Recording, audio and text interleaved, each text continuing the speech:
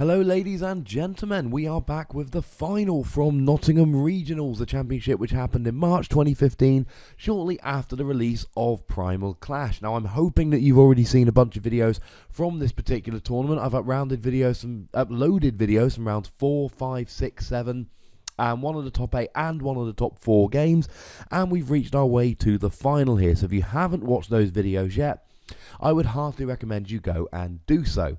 Now in this round we have Matthew King on the left with his Yveltal Seismitoad Garbodor deck, and we've seen him a few times coming out on this stream. We saw him win his top 4 match against Tabao Cameron's Executor deck in the very previous round.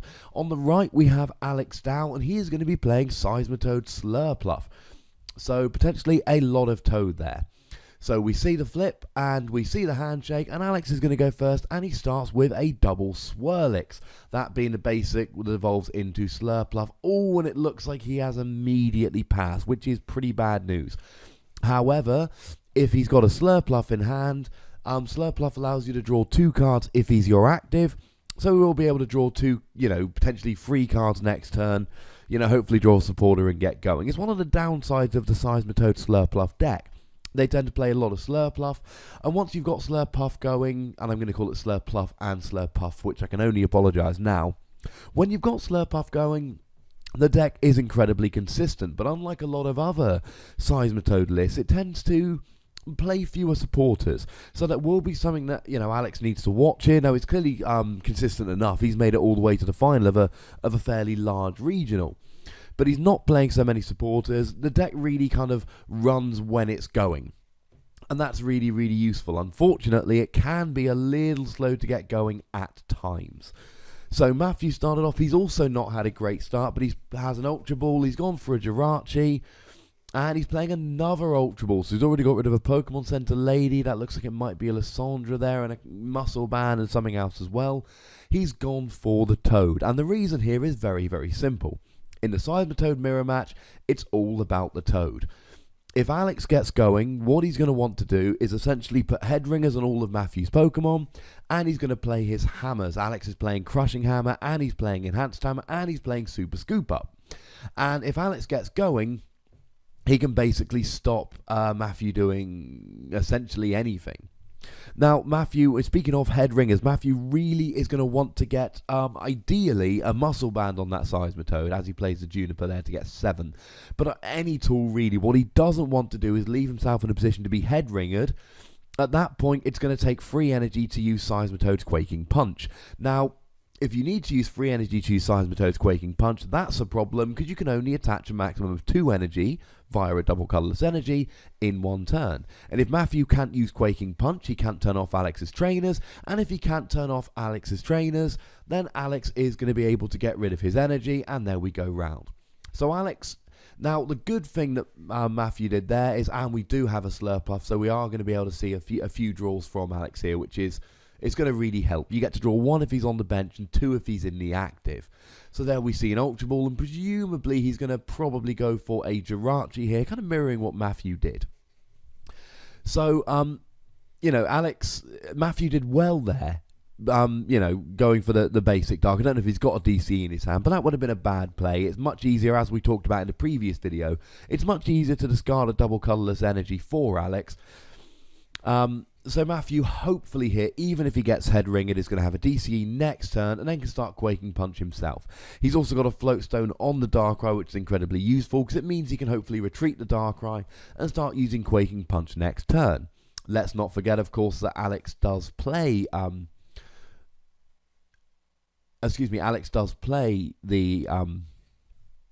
a Hypnotoxic Laser, so we can put him to sleep and screw him over. So it looks like the Slurpuff helped him draw into something, because he didn't have to go for the Jirachi and the Ultra Ball. He managed to get a Seismitoad, and now this is looking pretty good. Alex is going to need a DCE, and he's going to need his own Floatstone here. And Alex is playing the kind of Toad deck that only plays 4 DCE. It's all the energy it plays. Alex's deck is it's very tricked out, and we see the high 5 there because he's Junipering from an empty hand. And he is Junipering, not Sycamoring, which makes me like him a little bit more, makes me root for him. And that's another downside of his deck. When it gets going, if he flips heads, it's almost unbeatable here. You see the Crushing Hammer. He needs a heads here. It is a head. If he's got the head ringer, that will be amazing for him, but it looks like he doesn't. But he does have an acro bike, and it looks like he's got a trump card and a head ringer. I was going to say that shouldn't be much of a thing there. He's got the head ringer, and that's what he's talking about. We see another acro bike there. It looks like there's a full art Lysandra. I can't see the other card, but the other card is actually what he's taken. Oh no, it looked like it might have been a Slurpuff, and then he's drawn another card from that. So you see here, when he gets going, but he needs that DCE. And does he have the DCE? He does have the DCE, but he doesn't have the Floatstone. The advantage he's got is that Matthew isn't playing hammers. So he's basically, he's letting Alex play a little bit here, because he's not playing the head ringer, because he's not playing the double colourless energy. And that plays into Alex's hands quite nicely here. It really does help him out, which is, it's useful here. It's going to help him out in the long run. Alex, on the other hand, is playing a very different kind of Seismitoad deck. He doesn't want to help Matthew out. He wants to put him in a position where essentially he can't play. So to go a bit more into Alex's Seismitoad deck here, what he's really looking to do is to stop, like I say, to stop Matthew playing. He wants to use a combination of lasers, hammers, and super scoop up to stop Matthew taking prizes, get rid of all his energy, also using head ringers to help with the energy denial, and using lasers to put him to sleep, while he just sits there and quaking punches for 50 a turn, but that's not too bad. Now Matthew there, we see he's going for the regular Yveltal. And he's got the muscle band, and he's got the energy on there.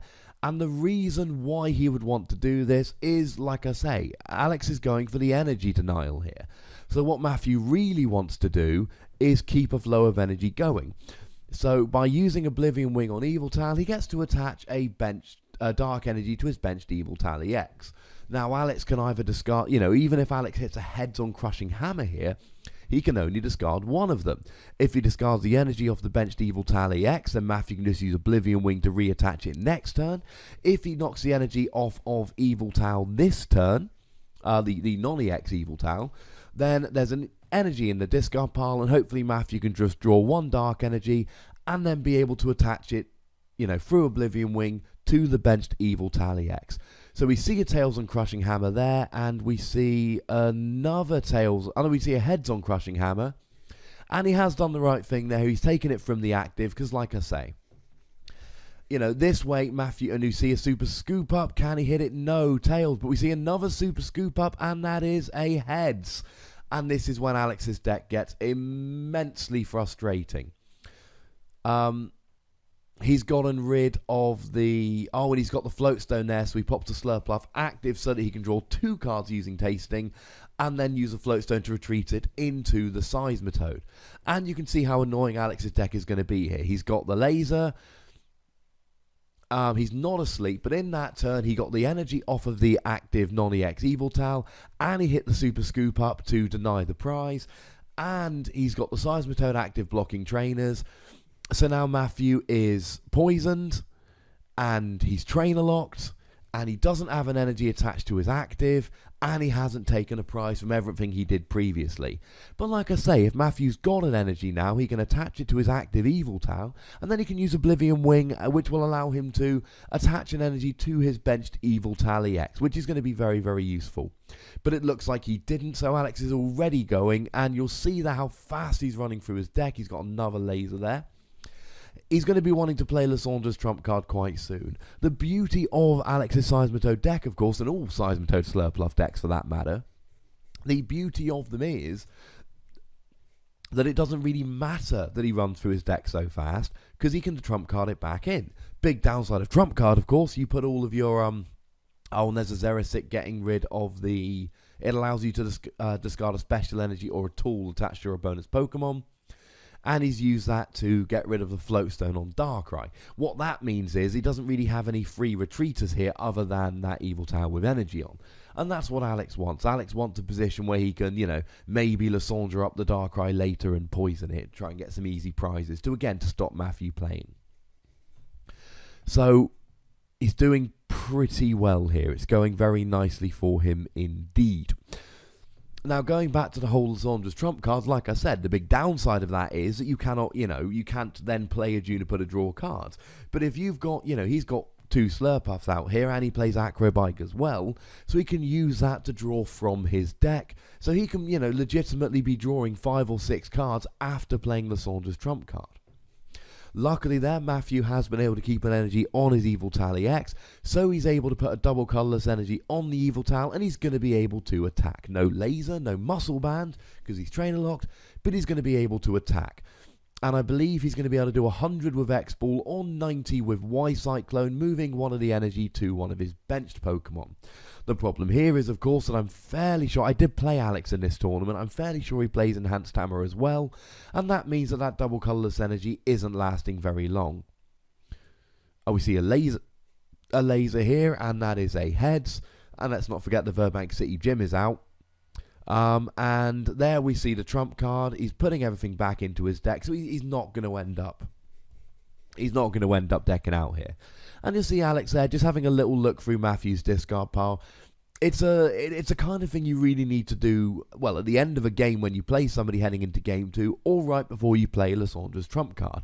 And the reason is very simple. You want to get an idea of what your opponent is playing. So he can look through there and he can get a rough idea of the kind of, firstly remind himself of the cards that Matthew's played, but also give himself an idea of the counts of these cards, how many laser is he playing, how many muscle band is he playing, etc. Just giving himself some information so that, and obviously, laser's a bad example. Matthew's going to be playing 4 of them. Everybody who's playing them plays 4. It's that good a card. But it just gives you extra information that you can try and use to give yourself an advantage. And now we can see that Alex is drawing more cards, and then he's ultra balling. And at this stage, Alex is absolutely rolling. Presumably, he's going to go for a Swirlix here to try and set up a 3rd Slurpuff, so he can just keep drawing. And this is what Alex's deck does. And there is the Swirlix. What his deck does is, like I say, it can be a bit dodgy setting up. Because you're playing so many trainers with your Super Scoop-Ups and your Hammers, etc., you can sometimes run into a little bit of a problem getting set up on the first couple of turns. Similarly, the fact that you only play 4 double colourless energy and nothing else, in terms of energy, can cause you problems in terms of drawing into those energy. Although remember, you're playing a Seismitoad deck, so you're not really in much danger of having them, enhanced hammered. Your opponent can play their own Xerosic, as we've seen a lot of pure Seismitoad decks do, to get rid of your DCE. But even then, Lysandre's trump card is going to be used to shuffle them back in. And let's not forget, when this deck gets going, it is, as you can see, crazy fast and consistent. And that's really the trade-off you get with these pure Slurpuff decks, Seismitoad Slurpuff decks. On the one hand, you do run into trouble potentially early game because you're running a slightly lower count of supporters than you would be in a Seismitoad Garbodor list, and also less energy, but you are also then in a much better position in terms of actually being able to, play your Hammers, play your Super Scoop Up, and as we've seen, when you get going, it is really, really good. So this game is going, to be honest, quite nicely in Alex's favour. What Matthew would really like to do here is get a bit of Seismitoad on Seismitoad action going on. Because as long as Matthew's not using Seismitoad, he's always going to be at a little bit of a disadvantage here. Because, essentially, Alex has got access to all of his fun trainers and Matthew doesn't.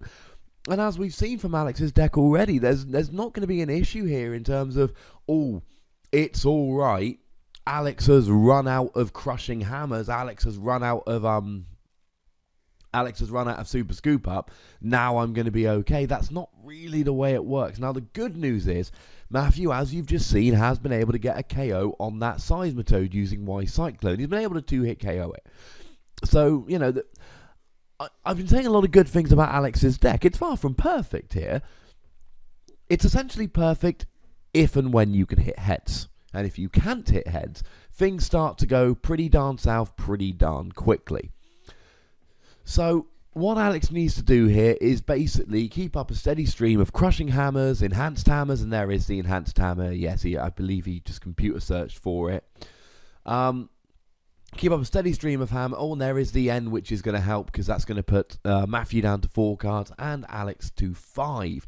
And let's not forget that Alex has got 3 Slurpuffs out, one of which is in the active with a floatstone attached. So there's an extra 4 cards for Alex. So he's essentially ending himself to 9 here, assuming he hits no acrobikes. That's going to be pretty gosh darn useful. So what Alex wants to do is keep up, like I say, the stream of hammers and super scoop ups.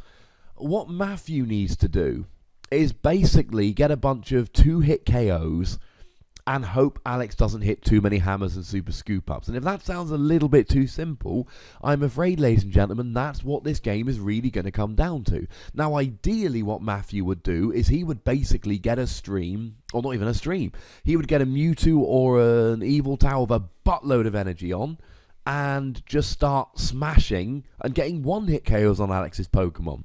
But the reality is, with all of Alex's hammers and all of that, it's not practical to get 1-hit KOs because you need too many energy.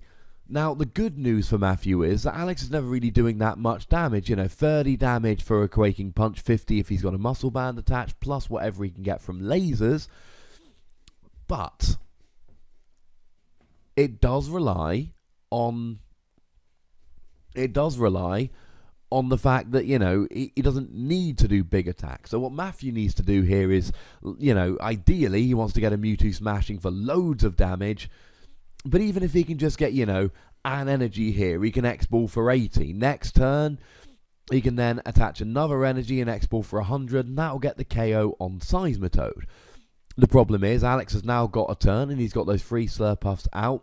So he can either hit heads-on laser to keep the Mewtwo asleep to stop it from attacking, or he can hit a heads-on crushing hammer to make sure, and that's the other option. The heads-on crushing hammer would have made sure that Mewtwo would have maxed out at, I suppose Mewtwo still could have done 100 damage had Matthew hit a DCE, essentially replaced the 1 energy with 2. But of course that's all a moot point because Alex has hit the heads on Super Scoop Up. And hitting the heads on Super Scoop Up means he gets to pick up the Seismitoad. And here's the rub, ladies and gentlemen. There is no downside. In fact, there is a massive upside. Because and we see the trump card there to put the deck back in. This is a wonderful time to do it for Alex because he's got a Slurpuff in the active position where he can draw an extra card. So this is a really good situation, a really good time for him to, play the Lysandra's trump card and then be drawing extra cards, so he can draw all the good stuff he's used is no longer in his deck. He can redraw. So this is going very well for Alex. He hits the heads on Super Scoop Up. He puts a Slurpuff into the active, so he's now drawing 4 cards off those Slurpuffs, not 3. And he can just put the Seismitoad back down, put the DCE back on the Seismitoad, free retreat the Slurpuff using the floatstone attached to it, and he's off again, doing exactly what he has been doing. Now, this is a far from unwinnable game for Matthew here. Oh, and we see a crushing hammer there from Alex, and it's a head, so there goes the energy on Mewtwo. And let's not forget that the Mewtwo is poisoned. So it's looking very, very good for Alex indeed here. Now, that Ultra Ball presumably is going to be for another Swirlix, because now that we've got Lysandra's trump card, and yes, there is the other Swirlix, so he's going to be going for the full 4-4 line. Now that we've got Lysandra's trump card, there really is no reason not to burn through his deck as fast as he can. The faster Alex can burn through his deck, the more chances he's got to hit heads on Crushing Hammer, heads on Super Scoop Up, heads on Hypnotoxic Laser. And if Alex can keep up a stream of heads on those 3 cards in this game, there is no way Matthew can possibly win. Now, that's if Alex hits entirely heads. If Alex sets up and hits heads here, he wins. It's as simple as that, which is why why Matthew really needs to be going for his Seismitoad. We see there he's using computer search for the second consecutive turn. He used it to discard the DCE attached to Mewtwo the previous turn, or the turn before, either way. He's using it to get the Muscle Band on the Seismitoad. Is there an energy attached to that one? I believe there is. Yes, there must be. He's popped into the active. It's just a little bit hidden there. And as soon as he KOs this Mewtwo, then it's really not going to take too much to win the game. Now, Matthew is forcing Alex into a 7-prize game here. Alex needs 3 prizes to win. Matthew has only EXs down, so unless Matthew benches a non-EX Pokemon, Alex is going to have to knock out 2 EX Pokemon to win the game. However, let's not forget that Alex plays Lysandra, and Matthew has a 90 HP Jirachi EX on the bench, so, it's really not going to be... It would be more difficult to play the 6th prize game knocking out an Yveltal non-EX than playing the 7th prize game knocking out the Jirachi, strangely. So, the Mewtwo appears to be dead there, and Alex has only 1 prize left, and at this stage, Matthew is going to scoop. And why wouldn't you scoop at this stage? Because there really is, nothing he can do here. The game was beyond him, and that's the power of Alex's deck. You saw there was a KO that Matthew was looking to get, which was then negated by the fact that Alex hit a Super Scoop Up. You saw his attempts to build up his Mewtwo thwarted by Heads-On Crushing Hammer, and you saw the laser and all having an effect there. And that's what's going to continue to happen into Game 2. Really, in this matchup, Matthew needs one of 2 things to happen. Well, one of 3 things to happen. Either Alex hits a bunch of tails, that'll be good, or Alex fails to set up, and the concerns we talked about earlier in the game, or Matthew starts his own Seismitoad, gets going with Quaking Punch before Alex is able to get going, and stops Alex being able to play his own Muscle Band, Laser, Hammers, and all of that. But Matthew, really, if he's going to win this game, he's going to need to go Seismitoad. I don't know how many Seismitoad he's playing. It was slightly surprising that he only went for the 1 there and he didn't try and get a second.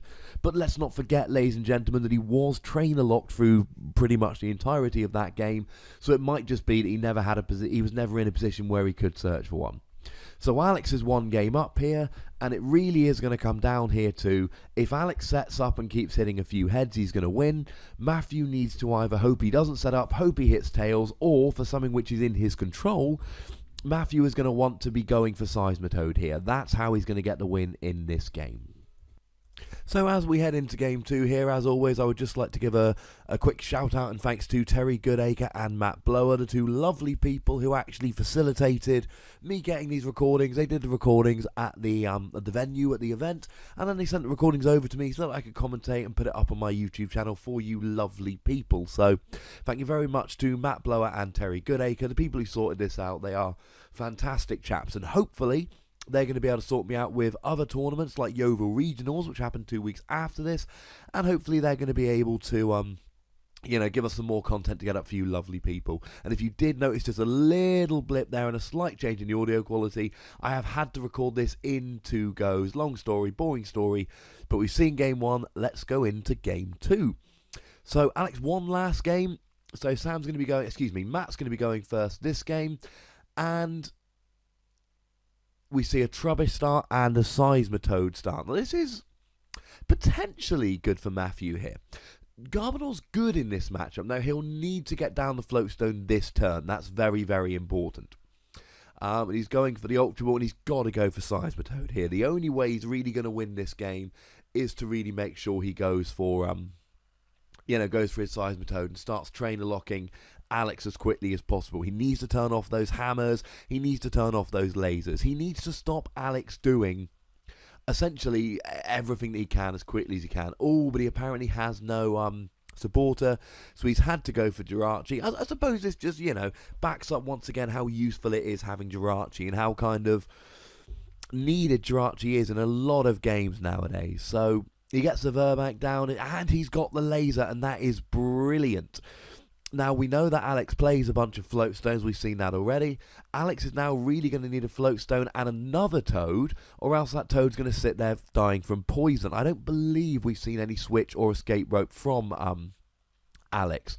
Not only that, of course, but we've got a big problem here in that, potentially for Alex, in that he wants to put a Muscle Band on that Toad. Now, let's not forget that Alex plays Super Scoop Up. So he's going to potentially be able to scoop up that Toad next turn, and that would be better than getting a Floatstone. But if he can't get a Super Scoop Up, and remember that card, needs a coin flip, so if he can't get, or even if he can get but can't hit head on a Super Scoop Up, then that means that Alex is going to have to put a Floatstone on that Seismitoad, and hopefully sooner or later he's going to be able to scoop it up. But of course, Matthew needs to be going for the train lock here, and he needs to take advantage of this turn. He needs to try and get a Seismitoad out. So hopefully he's going to, be able to get one this turn. Either he's going to have an Ultra Ball or... I mean, regardless, Alex has got a Seismitoad active. So what Matthew really... Oh, and that is wonderful that he's got that on. That is fantastic. Hopefully he's going to be able to get a Seismitoad out. He needs to take use of his trainers here. Oh, and it's bad that he's not able to get a Seismitoad out. Now, what is good, he's done everything he can against that Seismitoad. He's popped the head ringer on it, so it's going to take more than just a double colourless energy in order to use Quaking Punch. And he's managed to laser it. We see the Super Scoop up there, and he does hit a Tails. And of course, we see now that he cannot put a Float Stone on it because there is a head ringer on it, as Alex reiterates with his own head ringer. So hitting Tails on that Super Scoop up really hurt him. He needs another one here. We see he's got the Swirlix down, and he's got another Seismitoad, and that's really, really important.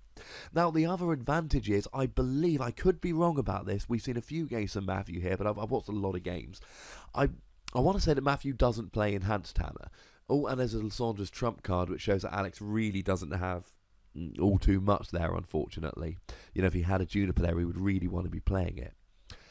But that means that Alex can potentially, and we've already talked about the fact that Alex generally, I believe he only plays 4 DCE in this deck, and he wouldn't want to put them down at the risk of getting them Enhanced Hammered. But I believe Matthew is not playing Enhanced Hammer, so he's going to be okay in that respect. He could potentially put them down. However, the question is, does Alex know that? Now, we know we saw Alex looking through his discard pile, before a trump card in the previous game. If Alex knows he doesn't play Enhanced Hammer, then it's safe to put down the DCE. But if he's not sure, like we've talked about in previous games on this stream, he needs to be careful. Now, Matthew's got another turn of...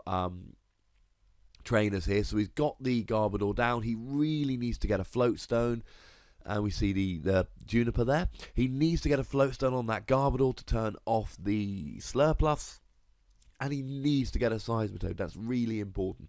If he can get a Garbodor out and get his Seismitoads rolling while he's playing around with head ringers and laser and all of that, that is going to be a huge, huge advantage. Remember, of course, that X-Ball is done for a dark and a double colourless energy, so he could have put a double colourless down there and used Evil Ball, although he couldn't have Y-Cyclone. Oh, and now this is going to be potentially bad, because if Alex manages to get the train lock on this turn, Matthew is really going to struggle to get... Well, he's not going to be able to get that Garbodor out of the active. He's got a retreat cost of 3, so even a double colourless isn't going to allow him to retreat and attack. So getting the Garbodor down last turn, I suppose he did it. I believe it was before the Sycamore, so that's alright. But he still hasn't got the Seismitoad, and that's a slight problem here. So we see another Lissandra's trump card, a VS Seeker 4 trump card, just because he's got absolutely nothing here. Yeah, it's not a particularly good play or a particularly bad play, but he's now got the VS Seeker in his deck, so he can draw it again later in the game. It's unlikely to make a huge difference, but, he could happily have got away with not doing that. But it really makes very little difference in the long run. So that Toad is there, and it's dying, and it's looking pretty good for Matthew, but he's had 2 full turns now. He's on his 3rd turn. He needs a Seismitoad down. He needs a Float Stone. Oh, that will do, but now he's not able to get the double colourless energy on a Seismitoad the same way.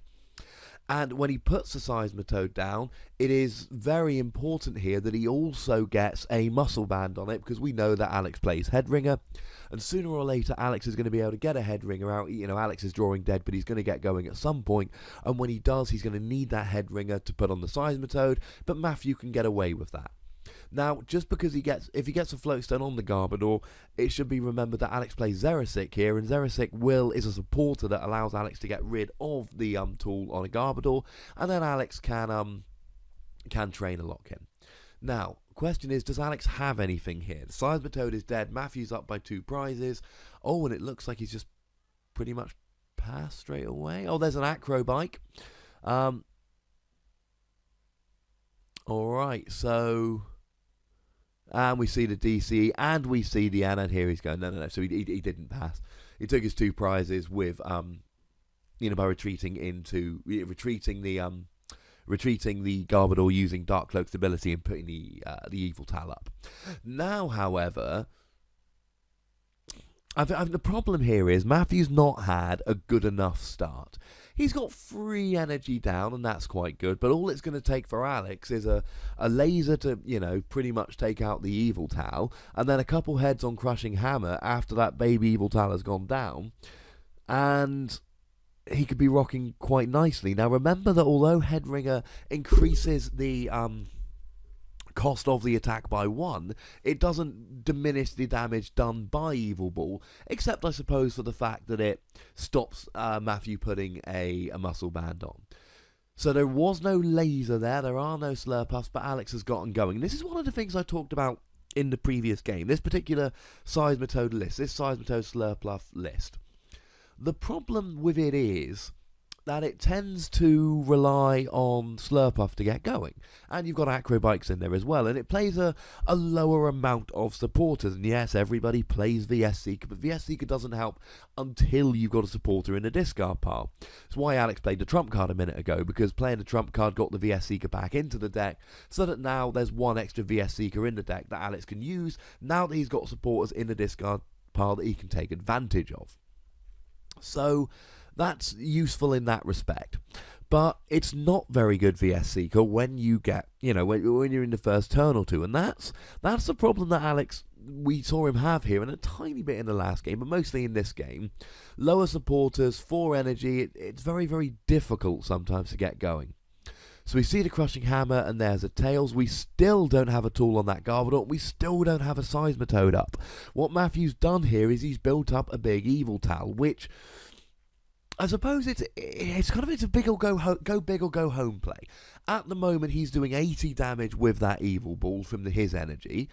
Add in the 40 for Seismitoad at 120. Add in the 20 generally is 140, which still isn't enough to actually get the KO on a Seismitoad, and he's just piled energy on it. If Alex, and he's now going to trainer locked, and he's going to remain trainer locked. We see there's 2 Seismitoads down, both have a DCE. If Alex is able to hit an Enhanced Hammer and a Crushing Hammer here, or we see another Headringer there, then it really is going to be bad news bear. Now, I don't know if Matthew has been in a position to get a Seismitoad out. We saw him play an Ultra Ball, but he had to play it for a Jirachi to get a supporter. But the problem here is he's trainer locked. So, and Alex has done well. I mean, he's gotten a bit lucky there, but we said what he's relying on here is to have the Yveltal KO'd, preferably with a laser, and pile energy on the and then, get the energy off of the Yveltal EX. Now, there's 6 energy on that Yveltal, plus 2 on the Seismitoad is 8 in total, is 160, plus the 20 generally for the attack, means that Yveltal is actually hitting a Seismitoad for 180 damage here. But that coin flip, the heads on laser and the tails on sleep, has meant that Yveltal EX is actually going to survive. Well, sorry. Excuse me, it's not going to survive, it's the exact opposite. It's going to be stuck in the active, because with no trainer lock plus sleep, there is nothing that he can actually do. And even if he gets a Seismitoad down here, because he's under trainer lock, he's not actually going to be able to attach a muscle band to it, so Alex is going to be able to pop a Headringer down on it, assuming he plays more than 2. Most of these Toad lists play 2 or 3, a couple play 4, so if he does only play 2, they're both on the field here. So maybe, and I don't know how many Alex plays, I haven't got the list in front of me, but if Alex only plays, 2 or 3 Headringer, it may actually have been better to not attach it to that Darkrai unless he Junipered afterwards. I can't remember if he did or not. But, better to kind of keep that Headringer so that if Matthew does go Seismitoad, which I still believe is what he wants to be doing here, if he does go Seismitoad, Alex is going to be more likely to hit a Headringer to get going. So Alex, interestingly, throws away the Muscle Band to get the Swirlix. We see a Juniper there. And although we see the Full Art Xerosic, which I was mentioning earlier. Now, Alex here needs hammers. Now, we do see an Enhanced Hammer there. He really needs at least one other Enhanced Hammer to really kind of set him back. That's really quite important at this stage. Remember that and we see an Acrobike there. Looks like he's got a Toad and an Ultra Ball. So potentially he can Ultra Ball for a Slurpuff here and add a little bit more, although actually that Swirlix only went down this turn if I remember correctly, so he's going to have to wait till next turn. So we see a tasting, And here it's all about the hammers. If Alex can hit hammers here, he's gonna win this game. It doesn't matter that he's 2 prizes down. Oh, 1 prize down now. Matthew is going to be going full on, and if he's got a DCE here, although actually, I think that's Seismitoad on 30 damage, so Alex is potentially going to be able to get a KO here. What we got 6 energy total, that's 120, 140. So with 1 energy, he's going to be able to get the KO here with the Evil Ball, getting himself down to 2 prizes, and putting himself in a predicament. And now we get the Seismitoad. Is it just a little bit too late? Because the problem is, if he tries to put a DC, he needs to put an energy on that Yveltal in order to get the KO. Energy on the Yveltal is going to be 7 energy, that's 140, add the 20 for the attack is 160, add the damage already on Seismitoad, and boom. I believe there's 30 damage on that Seismitoad. That means we're going to have a KO on the Seismitoad. He's going to go down to 2 prizes, and that's where he's stuck. If he tries to put a DCE on the Seismitoad, and then attack with the Yveltal, he's just going to have it knocked off straight away. Now, he could potentially put a DCE on the Seismitoad next turn, and then immediately Quaking Punch to Trainer Lock, but that's a little bit dodgy. Now, we've already seen 2 DCEs. Obviously putting on there, that is just a basic Dark. So we're going to get the KO here and go down to 2 prizes, but it's actually starting to look a little bit dodgy here, because what Alex is going to potentially be able to do here, if he can hit a laser here, that's going to be absolutely key, and a couple of hammers, he can actually start to kind of whittle away at the Yveltal and then get a Seismitoad going and be blocking him from all the trainers, and that's going to be useful. Now we see the laser, it looks like he's hit a tails on that. So although Matthew only needs 1 more KO, it's going to be hard to come by here, because the big problem that Matthew's got is that he's got all his eggs in his Yveltal-shaped basket out the front. Now, if Alex is able to hit, lasers and hammers, and of course there's ifs all the way through here, and make no bones about that. But if he is able to hit them, then what that's going to mean is that Matthew's essentially just got a Seismitoad down. Now, Matthew's Seismitoad doesn't have a muscle band on, and Alex's does. Which means Alex's is doing 50 damage and Matthew's is only doing 30. Which means Matthew is 6-hit KOing Alex's Seismitoad and Alex is 4-hit KOing Matthew's Seismitoad. That is quite crucial. It also means that Alex is potentially going to be able to retreat the Seismitoad to save it, although maybe Matthew can take advantage of Darkrai's Dark Cloak ability in order to, put a basic Dark on the Seismitoad and retreat it. But in order to do that, he's going to need another Seismitoad. Now, we've already seen... Now, the question, there's been a couple of trump card played. I believe there has been an enhanced hammer since the last trump card, which means that assuming he plays 4, and why wouldn't he, Matthew's got 4 DCE, which means he's got 2 left in his deck. Now, we see an end to 2 here, and let's not forget that Matthew's going to be trainer locked, which is going to make it harder for him to thin out his deck. And the trump cards here are actually looking, they've had a cool kind of effect in that those trump cards that Alex played early game have actually led to Matthew having a larger deck now, which means he's got 2 DCE in that deck, and he's got 2 DCE in that deck, and he's going to need to hit them for the Seismitoad. Now, this is of course assuming that Matthew can't just use that Yveltal EX to kill another Seismitoad for the win, which is a bit of an assumption here. Now, we've got a total of 2, 3, 4, 5, 6, 7 energy. So he's already hitting 160 with Evil Ball.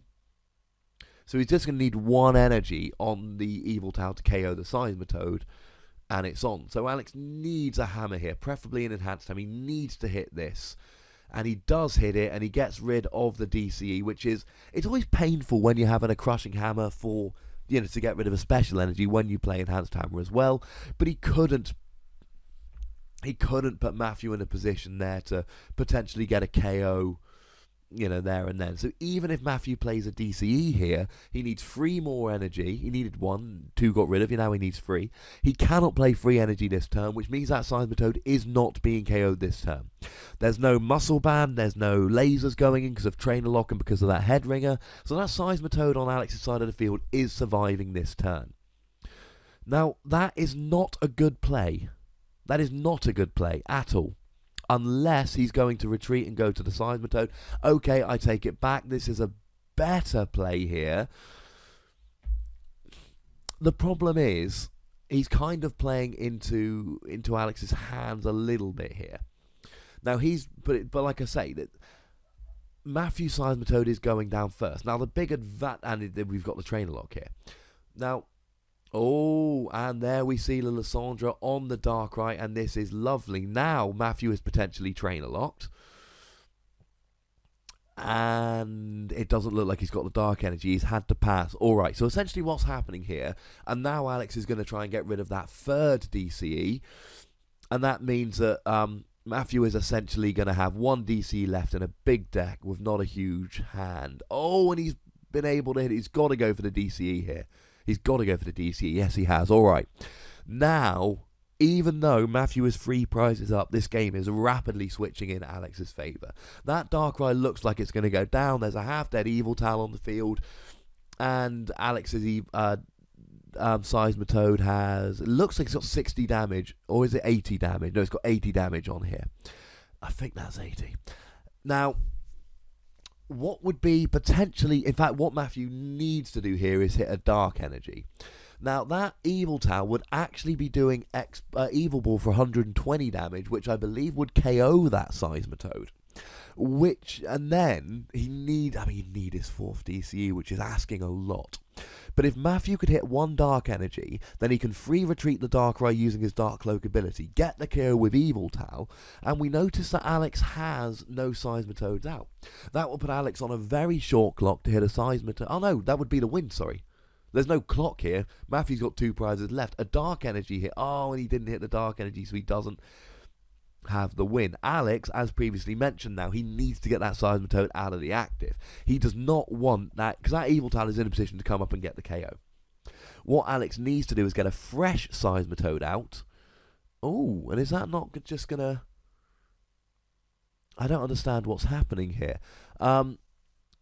Now, I don't know exactly how much damage is on that Seismitoad, but it looks like it's at least 60.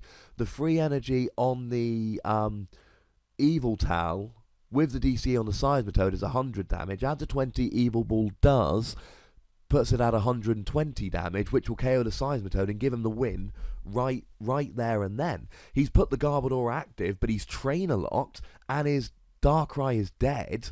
So he's not actually going to be able to... I think that was a huge misplay there. Again, put in the comments if I missed something here.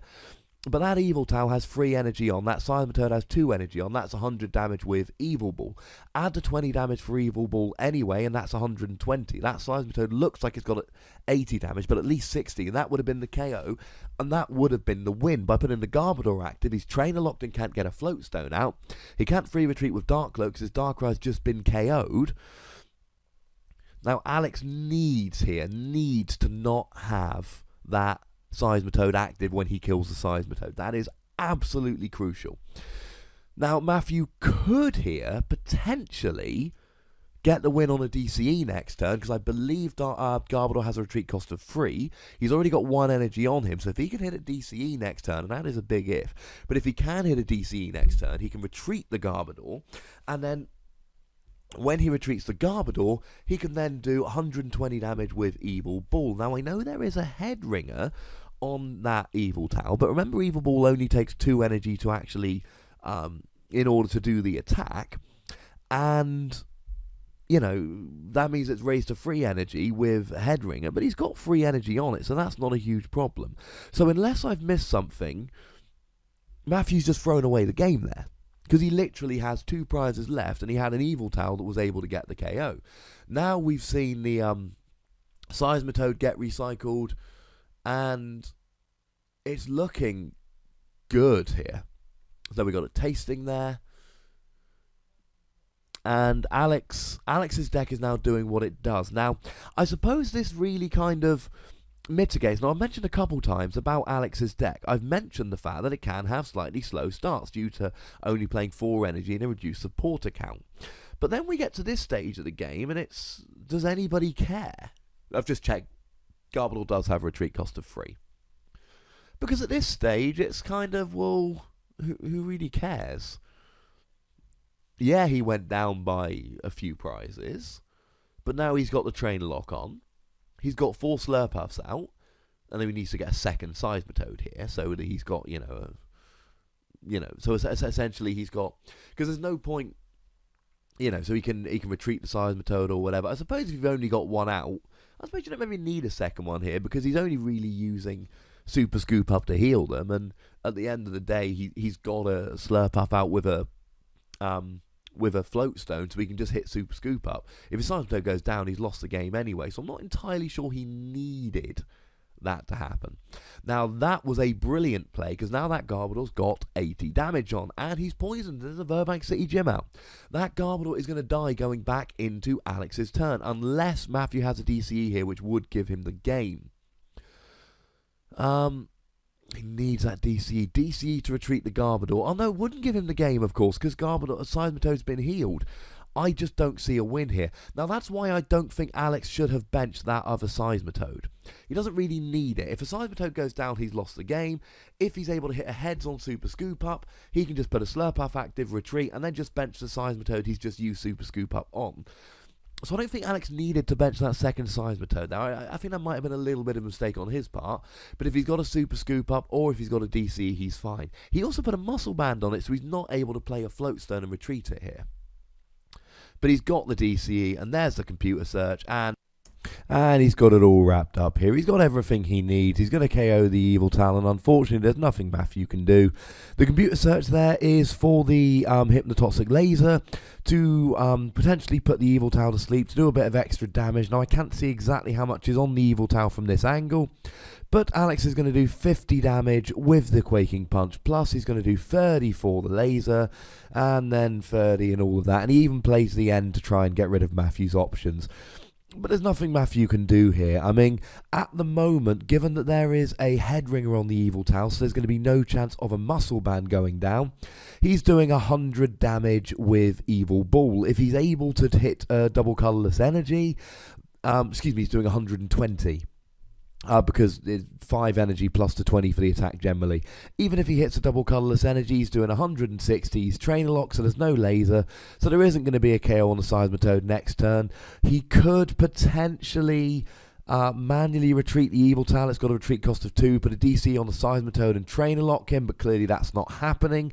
So Alex is going to win the game, and it's as simple as that. And Alex is going to be the Nottingham Regional Champion, which makes me very, very happy indeed. He's a good chap. He was happy enough to be on stream in the end, and it's good news all around, quite frankly. Time will tell. I mean, do let me know about that Yveltal play, which I thought I saw halfway through the second game, where Matthew may have thrown the game away. But regardless, it's looking very, very good here that Alex is going to win the second game here. Well, he is going to win the second game at this stage. He's going to win the second game, and he's going to go on to be the Nottingham Regional Champion. So congratulations to him. Huge thank you again to Matthew, Matt Blower, and to Terry Goodacre for helping me out with the footage for this. And make sure you subscribe and comment and like this video and all of that. And if you've already subscribed, find a friend to go and subscribe for me, please. I would very much appreciate that. And that really is, it really is it for this thing. Like I say, he can retreat the Yveltal, and I like the play here from Matthew. Retreat it to the Mewtwo. As I've explained before, he's never going to win the Seismitoad war. Here, he's expecting an awful lot, and there's Lysandra on the Yveltal for the win. What Matthew was trying to do there, he hit for 80 next turn, assuming Alex didn't have a Lysandra or a Super Scoop Up to heal the Seismitoad, or an Enhanced Hammer or Crushing Hammer to get rid of the DCE. Or another energy to retreat the Seismitoad. Matthew could potentially have done 80 that turn, as he did, then add another energy and do 100 the next turn. It was a huge long shot, but it was literally his only way of pulling out that win at the end. Make sure you continue to check out my channel. I'm going to be doing some videos from Yveltal Regionals hopefully soon, and I'm going to start hopefully getting some of them up this week. And I don't know exactly how many there are, but they're running all the way up through to and including the final, I'm led to believe. So like this, we're going to be putting it up there. I am aware that the video quality isn't perfect because it was recorded in the middle of a hall and was streamed over the internet as well. So, do give me a break on that one. And I know this video has had a couple of small jumps where there's been technical problems and I've had to kind of stop and start recording again, but hopefully it's been good enough for you lovely people. Let me know what you think about these videos. I'll be back very soon. Congratulations to Alex and to Matthew. Thank you very much for watching. My name's Ross, and you've been watching, hopefully for several games now, PTCG Radio.